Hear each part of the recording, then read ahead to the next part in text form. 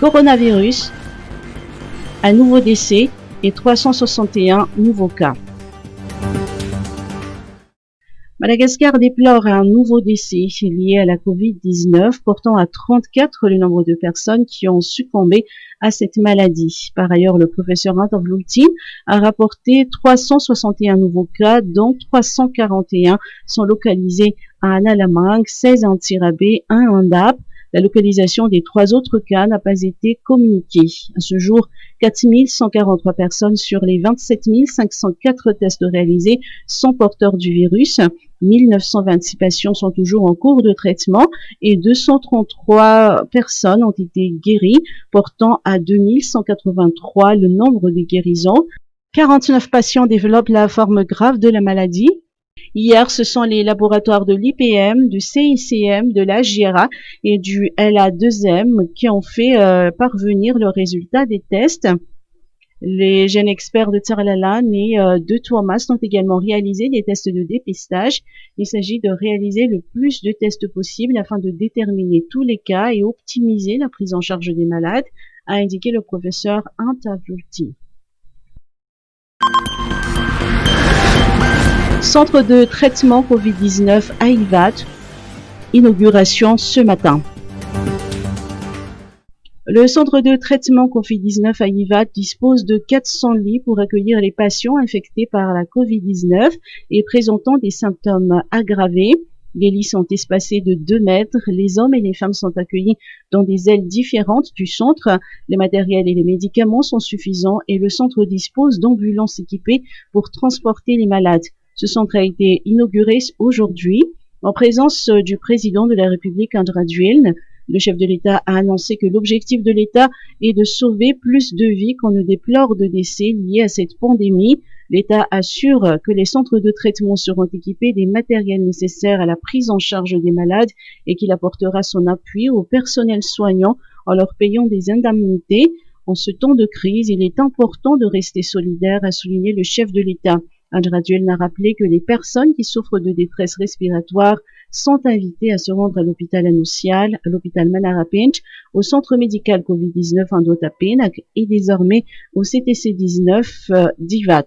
D'autres centres de traitement de la Covid-19 seront installés prochainement et le chef de l'État a indiqué qu'il prendra le temps de descendre sur le terrain pour constater de visu la prise en charge des malades. Ivanj, les habitants contre l'installation d'un centre de traitement Covid-19. Les habitants du Fuktan d'Ivanj refusent la mise en place d'un centre de traitement de la Covid-19 au lycée technique professionnel d'Alarbi. Ce matin, ils ont rencontré le président du Fuktan pour réclamer plus d'explications, mais ce dernier n'a pas souhaité s'exprimer. En revanche, il a promis de faire le nécessaire pour avoir plus d'informations et plaider la cause des habitants. Ces derniers craignent une possible propagation du virus dans leur quartier si des personnes infectées sont prises en charge dans ce futur centre de traitement. Des centaines de personnes circulent quotidiennement dans nos ruelles. Elles seront exposées au virus si un seul malade venait à sortir du centre, ne serait-ce que pour aller acheter quelque chose dans une épicerie, déplorent les habitants. Ces derniers ont suggéré au chef Fuktan de délocaliser ce centre en retrait de la ville comme à Suomajakzai. Les riverains entendent manifester dans le calme pour obtenir gain de cause. Ils comptent également adresser des lettres de réclamation aux autorités compétentes pour empêcher la mise en place de ce centre de traitement dans leur quartier. À noter que ce matin, lors de l'inauguration du centre de traitement Covid-19 à Ivat, le président André Duelne avait déjà annoncé que le CTC d'Alarbi sera opérationnel d'ici 4 jours. Affaire à suivre. Décès du député Lucien Rakoutmalal. Sa famille souhaite une enquête approfondie. La famille de Lucien Rakoutmalal, député de Mourmbé, veut la vérité sur la mort de ce parlementaire élu sur la liste IRD en 2019.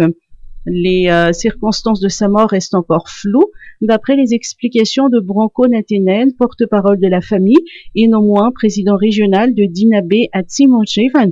Lors d'un point de presse ce jour à Anoussi, Branko Natenen a évoqué des incohérences dans les données remises par différents responsables.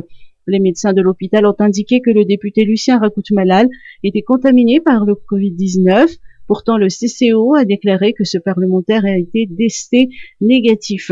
La famille soupçonne également un lien entre ce décès et la poursuite d'un chef de Dahal, commanditaire de plusieurs vols de bœuf commis à Mourmbé. La famille de Lucien Rakout-Malal réclame une enquête approfondie. Elle souhaite également l'ouverture d'une enquête parlementaire au niveau de l'Assemblée nationale sur les activités des Dahal à Mourmbé.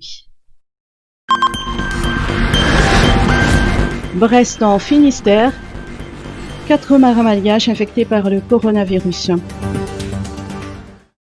Le quotidien français Ouest France a rapporté que 4 marins malgaches arrivant de Madagascar ont été testés positifs à la Covid-19.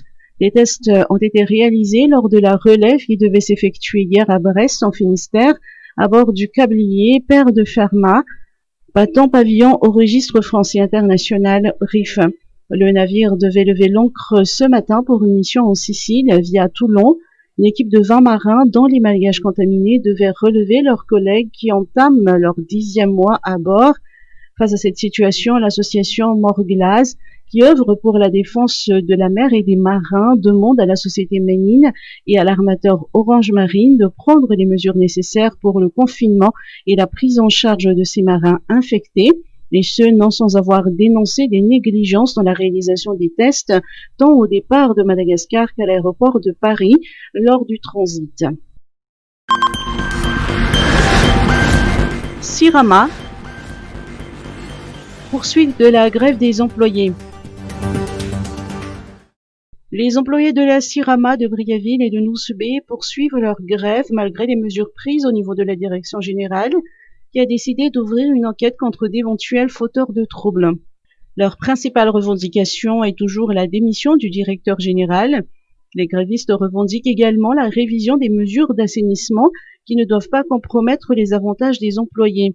Les manifestants maintiennent en outre que les employés n'ont pas participé à la révision de la fameuse convention collective et considèrent sa suspension comme étant un fait de corruption. À ce sujet, ils exigent la preuve attestant l'adoption de ces dispositions par le ministère du Travail et des Lois sociales.